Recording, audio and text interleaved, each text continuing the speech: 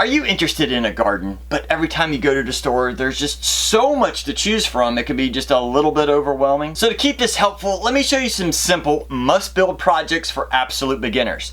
No complicated tools, no fancy skills needed, just good results. So what's the first thing most of us do when we're starting a garden? Go buy some potted plants, of course. Now whether you keep them in the pots or actually put them in the ground, that's totally up to you. But we need to have a way to protect them so that deer, rabbits, or whatever other animals might be in your area don't turn your brand new plant into lunch. For this project, we're going to need a couple furring strips, which are usually 1 by 2 in size, and some chicken wire. I got the 24-inch wide, it just makes it a little bit easier, but you don't need a large roll, just get a simple roll for that. But make sure to wear gloves with this because, like I just found out, ow, it is sharp and will poke you really bad. Now I just use a miter saw to cut these down to 2 foot each, but maybe you don't have a miter saw, that's okay. A circular saw or even a hand saw would be fine. Now if we look a little bit closer, they don't have to be exact. The tallest one here and the shortest one over here may be a 1/4 inch difference. That's okay. This is going to be in the garden. Chances are they'll probably move a little bit as you use them. So just cut them down. Next up, we're going to turn these into a square. So just line everything up and then we're just going to add some screws on the ends. Now if you don't have any screws, that's okay. A hammer and some nails should work just as well. Then take another one of our cut pieces and we want to install it on the inside of our square. We want it to be about midway between one of the sides here. And once you have that one installed, we want to do the same on the opposite side as well. Then we're going to take a final piece and stick it on the top up here and secure it down as well. Now there's a good chance you may have a little bit of overhang here. That's okay. Now with our frame pretty much complete, we now need to grab the chicken wire because we're going to take it, we're going to wrap it from one side up and over the top and back down to the other side. And once you have that measurement, you can trim that off. When you start to unroll your chicken wire, you'll notice there's usually some wire that's wrapped around it to keep it all nice and tight. Make sure you save that because we're going to use that in just a minute. Once you have the chicken wire up and over the frame, take some of that wire that was initially holding it together. You want to cut it to about 6 to 8 inches long. And we're going to wrap it through the chicken wire over the frame in the middle and on the 2 sides, and that should hold it together. Once the wire is in place on the sides, we want to take some more and run it from the bottom to the top here. It does not have to reach all the way over, we just want it for the side. Once you have the wire up on the sides, you just fold over the excess and just strap it to the top. I am using some zip ties here instead of the wire. It just made it a little bit faster, but that wire worked just the same. Now if for some reason you think this chicken wire is just a little bit too large of holes, you can always go get something like this 1/4 inch mesh here and do the same. Now let's go test this out and what plants we have in our garden. This is one of our young pomegranate plants that unfortunately keeps getting eaten, so let's try this out. And that should work out nicely. And with a ton of chicken wire left over, you can make a bunch of these inexpensively. For our next project, let's build a really simple trellis. That way if you have any kind of a climbing plant, maybe like a rose or muscadine vines or anything like that, it can climb this and look really pretty. Now I built this trellis in a previous video, but it does require a table saw to do so, and I know a lot of beginners don't have one. So let's build something just a little bit simpler. Now before we start this process, we need to know which type of plant we're actually going to be using for this trellis. If it's going to be something like a climbing rose that won't have any fruit on it, you can use anything from pressure treated to cedar or whatever you'd like. But in my case here, there's a chance this might go on a fruiting plant, so I don't want to take that chance. So I'd suggest something maybe like cedar, or in this case, I'm going to use some furring strips. These won't last nearly as long as the pressure treated or the cedar, but at least I know I don't have to worry about any kind of residue seeping into my plants. And to build this, I'm going to use 4 furring strips and 1 2x4. Now I've cut the furring strips down into 4 at 48 inches and 8 at 24 inches. Next up, lay out your 4-foot long pieces so that they're about evenly spaced.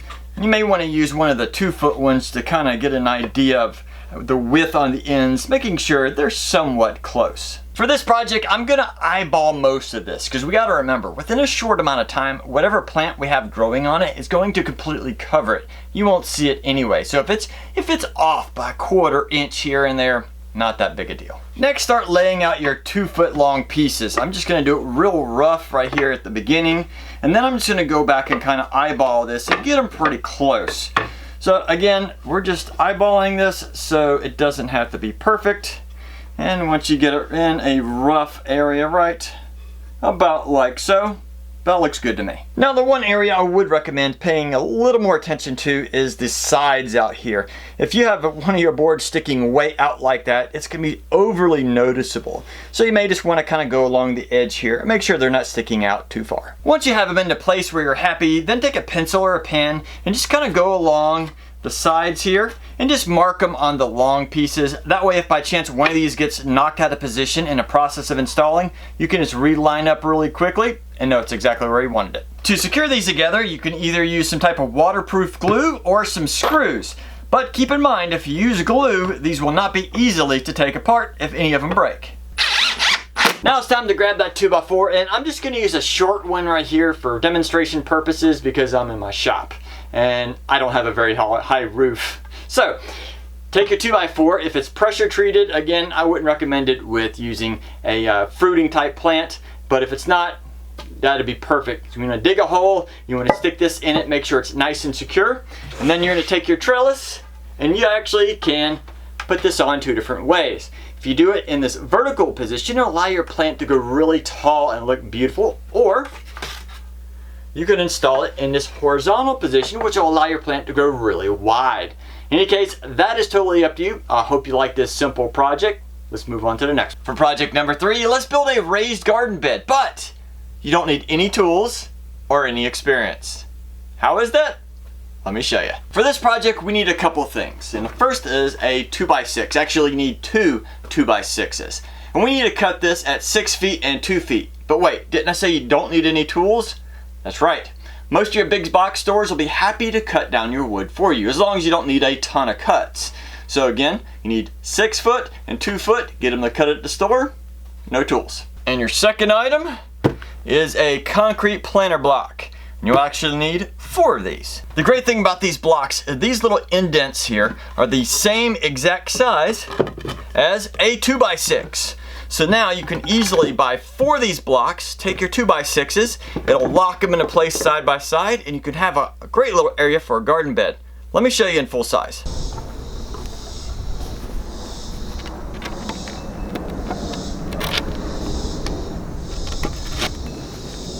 And as you just saw, it's really easy to put these in and out of the wood. Now, of course, the blocks may need to be arranged a little bit, move them around so that you can get them all lined up exactly the way you want. But it's such a simple process, and now you have a raised garden bed. Now, some of you might be thinking, why didn't I just screw this wood together? And you can do that, but remember, no tools to build this. And if you ever need to replace the wood, you don't have to unscrew those rusty screws. You just lift the wood out, put the new piece right on in. Let me show you one more thing about this block. Do you see the hole in the center here?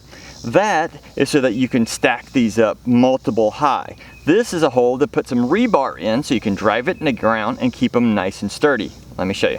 There we go.